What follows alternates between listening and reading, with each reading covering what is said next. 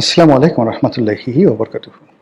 সম্মানিত দর্শক, সম্ভবত জামাতের উপর খুব বড় আকারের অর্থনৈতিক সুনামি, রাজনৈতিক সুনামি অনেকটা অনিবার্য হয়ে পড়েছে।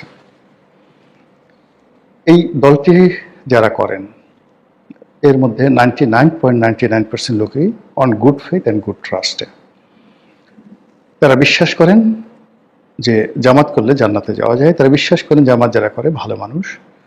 তারা বিশ্বাস করেন যে জামাত যদি করা হয় তাহলে কোনো না কোনো দিন দেশে খেলাফত প্রতিষ্ঠিত হবে। দেশে সেই যে খেলাফতের যুগে গল্পের মতো যে শাসন ব্যবস্থা ছিল ওইরকম শাসন ব্যবস্থা প্রতিষ্ঠিত হবে এবং এই কাজ করার মাধ্যমে তারা সদগায়ে জারিয়া লাভ করতে পারবে। এজন্য জামাতের যারা সদস্য রয়েছেন সারা বাংলাদেশে তারা নিয়মিত চাঁদা দেন, ইচ্ছায় দেন, স্বেচ্ছায় দেন।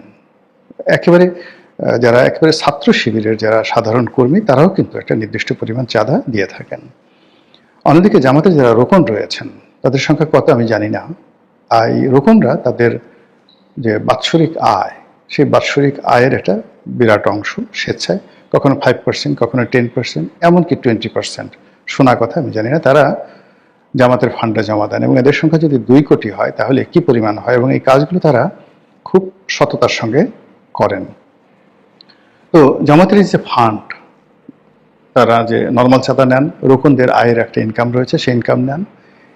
এই ফান্ডের বাইরে তারা অনেকগুলো ব্যবসা প্রতিষ্ঠান পরিচালনা করেন সমবায়ের ভিত্তিতে, তারপর প্রাতিষ্ঠানিকভাবে, এবং অনেকগুলো প্রতিষ্ঠান যেমন ইসলামী ব্যাংকের মতো প্রতিষ্ঠান, তারপর ইসলামী ব্যাংক, হাসপাতাল, ইবনে সিনার মতো প্রতিষ্ঠান, এগুলো রীতিমতো যাকে বলে একটা ট্রাস্টের মতো অবস্থা তৈরি হয়ে গেছে। এবং এখান থেকে বিভিন্নভাবে বিভিন্ন ওসিলাতে জামাতের যে ফান্ডিংটা হয় সেই ফান্ডের পরিমাণ কত আমরা জানি না। তবে একথা সত্য যে জামাতের জেলা পর্যায়ে, উপজেলা পর্যায়ের যে নেতৃত্ব রয়েছে তারা নিয়মিত জামাত থেকে মাসোহারা পান, এবং এটা যেন তেন মাসোহারা নয়। একজন মানুষ যেন সমাজে সম্মান সহকারে, মর্যাদা সহকারে ভালোভাবে বসবাস করতে পারেন, এজন্য জামাত থেকে তাদেরকে টাকা দেয়। ফলে তারা নির্ভর হয়ে জামাতের আমির হয়ে দিনের পর দিন রাজনীতি করছেন, কোনো ভবিষ্যৎ নাই, তারপরও তারা দলের জন্য ছুটোছুটি করছেন, জেলে যাচ্ছেন, জেল থেকে বেরোচ্ছেন। আর এই সকল করার জন্য জামাতেরও নির্দিষ্ট ফান্ডিং রয়েছে, এবং এই ফান্ড করে করে তারা শুধুমাত্র বাংলাদেশ নয়, দক্ষিণ পূর্ব এশিয়া নয়, পৃথিবীর যে কয়টি ক্যাডার ভিত্তিক সংগঠন রয়েছে সেই ক্যাডার ভিত্তিক সংগঠনের মধ্যে অন্যতম শক্তিশালী একটি সংগঠন জামাত। আওয়ামী লীগ চেষ্টা করেছিল এই সংগঠনটিকে ভেঙে চুরে চুরমার করে দেওয়ার জন্য। তারা জামাতের যারা শীর্ষ নেতৃত্ব রয়েছে তাদেরকে ফাঁসিতে ঝুলিয়েছিল, তাদের শিল্প প্রতিষ্ঠান, কলকারখানা তছনছ করে দিয়েছিল, ইসলামিক ব্যাংক তারা দখল করেছিল এসাল্লামের মাধ্যমে, ইত্যাদি আরো অনেক কিছু। কিন্তু কার্যত এর কোনো ফলাফল হয়নি, বরং বুমেরাং হয়েছে।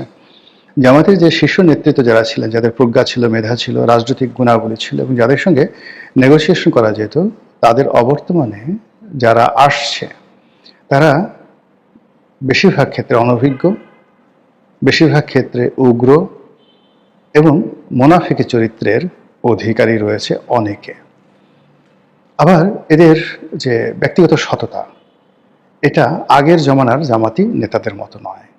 ফলে জামাত ইটসেলফ এখন নিজেদের জন্য একটা সমস্যা, রাষ্ট্রের জন্য সমস্যা, এবং সকলের জন্য সমস্যা। গত 17 মাসে আমরা তাদের যে কর্মকাণ্ড দেখেছি, গত 17 মাসে তাদের যে দাপট দেখেছি, গত 17 মাসে তারা যে কাজগুলো করতে চেয়েছে সেই কাজগুলো যেভাবে তারা করার চেষ্টা করেছে, এখন সবকিছু তাদের জন্য বুমেরাং হয়েছে। তারা মনে করেছিল যে এভাবে অনন্তকাল তারা যাবে, তারা মনে করেছিল তারাই রাষ্ট্র ক্ষমতায় আসবে, তারা মনে করেছিল যে তাদের অনুমতি ছাড়া, তাদের সাহায্য ছাড়া, তাদের সহানুভূতি ছাড়া এই বাংলাদেশে অন্য কেউ রাজনীতি করতে পারবে না। ফলে তাদের মধ্যে অনেকটা, বা হারুন আর রশিদ, খলিফা আল মনসুর, খলিফা হাদি, কিংবা আব্বাসী খেলাফতের প্রতিষ্ঠাতা আবুল আব্বাস সাফা, কিংবা উমায়াদের সেই বিখ্যাত খলিফা আল ওয়ালিদ, হাজ্জাজ বিন ইউসুফ, এরকম একটা ভাবসাব তাদের মধ্যে চলে এসেছিল। এই সময়টিতে তারা বন্ধুকে বন্ধু মনে করেনি, শত্রুকে শত্রু মনে করেনি। তারা মনে করেছে নজরুলের সেই বিদ্রোহী কবিতার মতো যখন যা ইচ্ছা তাই করব। এই কাজ করে তারা এস আলমকে বাংলাদেশ ব্যাংক থেকে 1 মিনিটের মধ্যে বের করে দিয়েছে, মানে ইসলামী ব্যাংক থেকে বের করে দিয়েছে। এস আলমের মালিকানাধীন অন্যান্য ব্যাংকগুলো তারা নিয়ে নিয়েছে এবং তারা সারা বাংলাদেশে এরকম একটা হাইপ তৈরি করে ফেলেছে যে হাইপের ফলে ব্যবসায়ীরা, আমলারা, কামলারা মনে করছে জামাতি ক্ষমতায় আসবে। এই জন্য জামাতের আমির, জামাতের নায়েবে আমির, জামাতের সেক্রেটারি থেকে শুরু করে সবার পিছনে আমাদের দেশের ভীরু বাঙালি বলে খ্যাত যারা আছে তারা পা চাটার জন্য, রীতিমতো লেজুর বৃত্তি করার জন্য, লেজ নাড়ানোর জন্য চু চু চু চু করে ঘোরাফেরা করেছে। যাই হোক, সময়ের বিবর্তনে জামাতের plan A B C fail, আজকের দিন পর্যন্ত পুরো ফেইল। জামাতের যে কয়জন ওলি বিশ্বাস ছিলেন বিভিন্ন সময়টিতে, জামাতের দুঃসময় সে 2009 থেকে সেই একেবারে 24 পর্যন্ত, তো তাদের মধ্যে হয়তো আমিও একজন ছিলাম। তা আমি গত 17 মাসে সেই জামাতকে নিয়ে মানে ঠিক আগের জামানাতে যে সহানুভূতি দেখিয়েছি ওইরকম কোনো সহানুভূতিমূলক কথা বলিনি, বরং আজকে যে কথাগুলো বলছি এই কথাগুলোই কিন্তু তখন বলেছি, অর্থাৎ গত 17 মাসে বলেছি। এবং এই কারণে জামাতের যারা অনেক লোক আছেন তারা বিরক্ত হয়েছেন, সঙ্গত কারণে বিক্ষুব্ধ হয়েছেন, কিন্তু তাদের সঙ্গে অতীতের সম্পর্কের কারণে হয়তো আমাকে ডলা দিতে পারেননি বা আমার রক কাটতে পারেননি। কিন্তু যদি অতীতে আমার সেই ধরনের সম্পর্ক না থাকতো তাহলে আমার পায়ে রক থাকতো কিনা সন্দেহ। তো যেটা আমি এই গত 17 মাসে বলার চেষ্টা করছি যে তারা এখন খুব দাপট দেখাচ্ছে, বিএনপি ক্ষমতায় আসার সঙ্গে সঙ্গেই তারা বিপদে পড়বে, তাদের সবকিছু বুমেরাং হবে এবং বিএনপি যেখানে সুযোগ পাবে সেখানে তাদেরকে বাঁশ ডলা দেবে, ফাটা বাঁশের মধ্যে ফেলে একেবারে আচ্ছা মতো ডলা দেবে। এই কথাগুলো একাধিকবার গত 17 মাসে বলেছি। আমি একথাও বলেছি যে বিএনপি যদি ক্ষমতায় আসে এস আলম আবার ফিরে আসবে ইসলামী ব্যাংকে এবং তারা থাকতে পারবে না। এমনকি 21 টেলিভিশনে এস আলমের যে মালিকানা, এখানে সালাম সাহেব দখল করেছেন যত সুন্দরভাবে 17 মাস বলে যেভাবে ভোগ করেছেন, বিএনপি ক্ষমতায় থাকলে এটা তিনি পারবেন না, এটা তিনি পারবেন না। এরপরে তার অন্যান্য এস আলমের যে অন্যান্য মালিকানাধীন ব্যাংকগুলো, যে ব্যাংকগুলো মানে রাতারাতি, যেমন ধরেন ফার্স্ট সিকিউরিটি ব্যাংক, এস আলমের ব্যাংক, এখন সেই ব্যাংক থেকে এস আলমের সমস্ত লোকদেরকে সাথে সাথে বের করে দিয়ে একসময় ইসলামী ব্যাংকের এমডি ছিলেন, ইসলামী ব্যাংকের এমডি ছিলেন সেই আব্দুল মান্নান সাহেবকে এনে ফার্স্ট সিকিউরিটি ব্যাংকের, ইসলামী ব্যাংকের চেয়ারম্যান বানানো হলো। আচ্ছা বলেন তো, এই ফার্স্ট সিকিউরিটি ব্যাংকের সাথে জামাতের কি সম্পর্ক?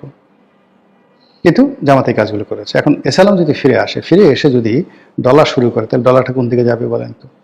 এবং তারা মানে এই যে যারা টাকাওয়ালা ধনী, সেটা সালমান এফ রহমান হোক, এস আলম হোক, কিংবা সেটা বসুন্ধরা গ্রুপ হোক, কিংবা মেঘনা গ্রুপ হোক অথবা যমুনা গ্রুপ হোক, ডাজ নট ম্যাটার, টাকায় পুতুল হাসে, টাকা দিয়ে সবাইকে কেনা যায়। এই টাকা দিয়ে করা যায় না এমন কোনো কাজ নেই, এবং তাই এখন বাংলাদেশে হচ্ছে। বাংলাদেশে দেখুন, সেই যে মানে ব্যবসায়ী জগতের যে যারা নিয়ন্ত্রণ করতেন সব কিছু, যারা আওয়ামী লীগকে চালাতেন, যারা এরশাদকে চালাতেন, যারা একসময় হাওয়া ভ্রমণ চালাতেন, তারাই এখন বাংলাদেশে সব কিছু চালাচ্ছেন। আর সেক্ষেত্রে এস আলম এখন বাংলাদেশের number 1। S Alam, Samid group, Salman F Rahman, এমনকি ওই যে গাজী গ্রুপ যে পুড়িয়ে ফেলা হয়েছে, এমনকি বসুন্ধরা গ্রুপ, যমুনা গ্রুপ, তারাই কিন্তু এই মুহূর্তে সবকিছু চালাচ্ছে। এর কারণ হলো বিএনপির আলাদা কোনো ব্যবসায়িক গ্রুপ নেই, জামাতেরও নেই। জামাতে এক নাবিল গ্রুপ ছিল, সেই নাবিল গ্রুপ এখন জামাতের সাথে সম্পর্ক খারাপ হওয়ার কারণে তারা এখন বিএনপিতে যোগ দিয়েছে। এবং তারা যে একটা স্টার টেলিভিশন করেছে, সেই স্টার টেলিভিশনে আপনি দেখতে পাবেন যে কী ধরনের জামাত বিরোধী প্রচারণা তারা শুরু করে। তো যেটা বলছিলাম যে জামাতের জীবনে এই ঘটনাগুলো কেন ঘটে বারবার? তাদের কি মন পরিষ্কার নয়? তাদের কি ইমান আকিদার মধ্যে কোনো দুর্বলতা আছে? নাকি তাদের মধ্যে নির্বুদ্ধিতার পরিমাণ খুব বেশি? ডাজ নট ম্যাটার, এটা আল্লাহর ব্যাপার আর তাদের ব্যাপার। কিন্তু এখন যেটি রাজনীতির জন্য অনিবার্য হয়ে পড়েছে, সেই অনিবার্যতা হলো যে তারা সার্বিক দিক থেকে মাইন্ডকারচিপায় পড়ে গেছে। তাদের সঙ্গে ডক্টর মোহাম্মদ ইউনূসের সম্পর্ক ভালো নেই, তাদের সঙ্গে আমেরিকার সম্পর্ক ভালো নেই, তাদের সঙ্গে দিল্লির সম্পর্ক এখন ভালো নেই। আর এই গত নির্বাচনে তারা যদি স্ট্রংলি দিল্লির সাথে সম্পর্ক ভালো রক্ষা করতে পারত এবং আওয়ামী লীগের সঙ্গে তাদের সম্পর্কটি সমঝোতামূলক জায়গায় নিতে পারত, তাহলে হয়তো তারাই ক্ষমতায় আসতো। শেষ মুহূর্তে বাংলাদেশের বেশিরভাগ ক্ষেত্রে আওয়ামী লীগ সিদ্ধান্ত নিয়েছে, একেবারে শেখ হাসিনা সরাসরি নির্দেশে অনেক ভোটার, বিশেষ করে হিন্দু ভোটাররা জামাতকে ভোট দেয়নি, তারা বিএনপিকে ভোট দিয়েছে। আমরা সবাই ধরে নিয়েছিলাম যে এরা ভোট কেন্দ্রে আসবে না, কিন্তু শেষ মুহূর্তে আওয়ামী লীগ সিদ্ধান্ত নিয়েছে যে তারা জামাতকে ক্ষমতা আসতে দেবে না। দিল্লিও একই অবস্থা। তো বোঝার চেষ্টা করুন যে একেবারে বাড়াও হাতে, যেখানে আমেরিকা 100% জামাতের ব্যাপারে সিদ্ধান্ত নিয়েছিল, স্বতঃসিদ্ধ সিদ্ধান্ত নিয়েছিল তারাই ক্ষমতায় আসবে, ডক্টর মোহাম্মদ ইউনূস প্রেসিডেন্ট হবে, জামাতের আমির সেখানে প্রধানমন্ত্রী হবে, আর বিএনপি বিরোধী দলীয় নেতা হবে, 40 থেকে 45টি সিট তারা পাবে, আর এনসিপি হয়তো প্রধান বিরোধী দল হবে, আর দ্বিতীয় প্রধান বিরোধী দল হবে বিএনপি। বিএনপি পাবে 40 সিট, এনসিপি পাবে ধরুন 70-80টি সিট, আর বাকি সিট জামাত পাবে। তো এরকম একটি মেটিকুলাস ডিজাইন নিয়ে আমেরিকার যে প্ল্যান ছিল, ওটা নির্বাচনের একদিন আগ পর্যন্ত সারা বাংলাদেশে সবাইকে সন্ত্রস্ত করে তুলেছিল। বড় বড় বিএনপি নেতাদের ঘুম হারাম হয়ে গিয়েছিল যে জামাত ক্ষমতা আসলে কি হবে, রগের অবস্থা কি হবে, ডলা খাবো কিভাবে, তারপর শেষে আরও কি হবে ইত্যাদি ইত্যাদি। ঢাকা বিশ্ববিদ্যালয়, তারপর শেষে রাজশাহী বিশ্ববিদ্যালয়, এখানে যারা ছাত্র নেতৃবৃন্দ রয়েছেন তাদের কথায় বার্তায় আচার আচরণে মনে হচ্ছিল যে একটা চড়াই পাখির যতটুকু ওজন আছে তারেক রহমান সাহেবের সেই ওজনও নাই। কিংবা ধরুন একটা ছাগলের যতটুকু মূল্য আছে, বিএনপি নামক যে দলটি, এটা ছাগলের মূল্য নেই। এরকমই মানে বিএনপির যে বিরুদ্ধবাদী দল হিসেবে জামাত যে প্রভাব দেখাচ্ছিল, কথাবার্তা বলছিল, জামাতের কর্তা ব্যক্তি আমিরের মতো ভদ্রলোক মানুষ, তিনি যে জঙ্গি ভাষায় কথা বলছিলেন, তারপর শেষে তাদের যে সকল টেলিভিশনে লোকজন আসে তাদের যে কথাবার্তা, কি ব্যারিস্টার আছে, এদের কথাবার্তা শুনলে যে কোনো মানুষের মেজাজ ঠিক রাখাটা দায় হয়ে যেত। এখন সব কিছু বুমেরাং হয়ে গেছে, এবং অতি অল্প সময়ের মধ্যে তারেক রহমান সাহেব প্রধানমন্ত্রী হিসেবে যে দায়িত্ব নিয়েছেন, দায়িত্ব নিয়ে তিনি রাজনীতিটি যেভাবে জামাতের জন্য কঠিন করে তুলেছেন, যেভাবে জামাতের যে রিক্রুটমেন্টগুলো ছিল সব রিক্রুটমেন্টগুলো রীতিমতো ঝাঁটাপিটা করে, মানে যেন তেন ব্যাপারে না, ঝাঁটাপেটা করে তিনি সেগুলোকে বিদায় করেছেন। সেনাবাহিনীর মধ্যে তাদের যে সকল মানে পাওয়ার হাউস ছিল সবগুলো নিউট্রালাইজ করে দেওয়া হয়েছে। পুলিশে তাদের যে সকল ইফেক্টিভ কর্মকর্তা ছিল সবগুলোকে ঝেঁটিয়ে বিদায় করে দেওয়া হয়েছে। সচিবালয়ে যারা ছিলেন তাদেরকে কান মলে বের করে দেওয়া হয়েছে। শুধু বের করে দেওয়া হয় নাই, বের করার সময় কান মলে বের করে দেওয়া হয়েছে। ওই যে দেখেন নাই যে বাংলাদেশ ব্যাংকে হাসান এস মনসুরকে কি করা হয়েছে? উনি তো ভদ্রলোক মানুষ বলে নাই, কিন্তু তার যে উপদেষ্টা ছিল তাকে চর, কিল, ঘুষি, থাপ্পড়, লাথি, গুঁতো এমন কোনো আদর নেই, আপ্যায়ন নাই, করা হয়নি। কাজেই হাসান এস মনসুরকে তার রুমের মধ্যে ঢুকাইয়ে যদি কিছু করা হয়ে থাকে, যদি তাকে হ্যান্ডশেক করা হয়ে থাকে, চুমু দেওয়া হয়ে থাকে, জড়াজড়ি করা হয়ে থাকে, কোলাকুলি করা হয়ে থাকে, স্যার আপনি যাচ্ছেন, আমাদের জন্য এত উপকার করেছেন, আসেন একটু কোলাকুলি করি, কি অস্বাভাবিক নাকি বিষয়গুলো? এই কাজগুলো করার পরে এখন যে অবস্থা তৈরি হয়েছে, আপনি দেখবেন যে জামাতের যারা লোকজন রয়েছেন একটারও হাসি নাই, সবগুলোর মেজাজ গরম হয়ে গেছে এবং সবগুলো নন রেসপন্সিভ হয়ে গেছে। কোনো অবস্থাতেই তারা এই সময়টিতে মানে এমন অবস্থা হয়ে গেছে যে তাদের নিজেদের প্রয়োজনে তারা 5 স্টার হোটেলে খাবে দাবে সব কিছু করবে, কিন্তু অন্যের পাওনা পরিশোধ করবে না। ওই আগের আমলে আওয়ামী লীগ জামানাতে তারা অনেকগুলো কোম্পানি করেছিল, তাদের একটা কোম্পানি ছিল মিশন গ্রুপ। সেই মিশন গ্রুপের সেই নাম দিয়ে তারা যে কত মানুষের কত হাজার হাজার কোটি টাকা লোপাট করে দিয়েছে এই জামাতের এই মানে গ্রুপটি, আপনি কল্পনাও করতে পারবেন না। তো এরকমভাবে এদের অর্থনৈতিক লেনদেন ভালো না, এরা মানুষের পাওনা পরিশোধ করে না, এরা ইনসাফ করে না। এরা আপনার টাকা নেবে, আপনাকে মেয়ারবে, আপনাকে তারা করে একটু আম পাঠাবে, একটু জায়নামাজ পাঠাবে, দিয়ে আপনাকে দিয়ে আপনার ইমানটা নষ্ট করে দেবে, ইমানটা নষ্ট করে দিয়ে তারপরে শেষে তারা আপনাকে জান্নাতের টিকিটের লোভ দেখাবে। তো এই যে কর্ম গত 17 মাসে তারা যে করেছে, এই কর্মের ফলে কি হলো, এখন প্রতিদান পাওয়ার সময় আসছে। আর সেই প্রতিদান পাওয়ার অর্থনৈতিক ক্ষেত্রে ইসলামী ব্যাংকে তাদের যে মূল ঘাঁটি, সেটার ভবিষ্যৎ কী হবে, সেটা বাংলাদেশ ব্যাংকে হাসান এস মনসুরের পরিণতি, নতুন গভর্নর এবং সেই নতুন গভর্নরের নিয়োগ নিয়ে আবার নেত্র নিউজ যে রিপোর্ট করেছে, সেই রিপোর্টে স্পষ্টই বলা হচ্ছে যে তিনি এস আলমের, আর কিছু বললাম না, বাকিটা আপনারা নেত্র নিউজ থেকে পড়ে নিন। মহান আল্লাহ আমাদের সবাইকে হেদায়েত দান করুন এবং হেফাজত করুন। আসসালামু আলাইকুম ওয়া রাহমাতুল্লাহি ওয়া বারাকাতুহু।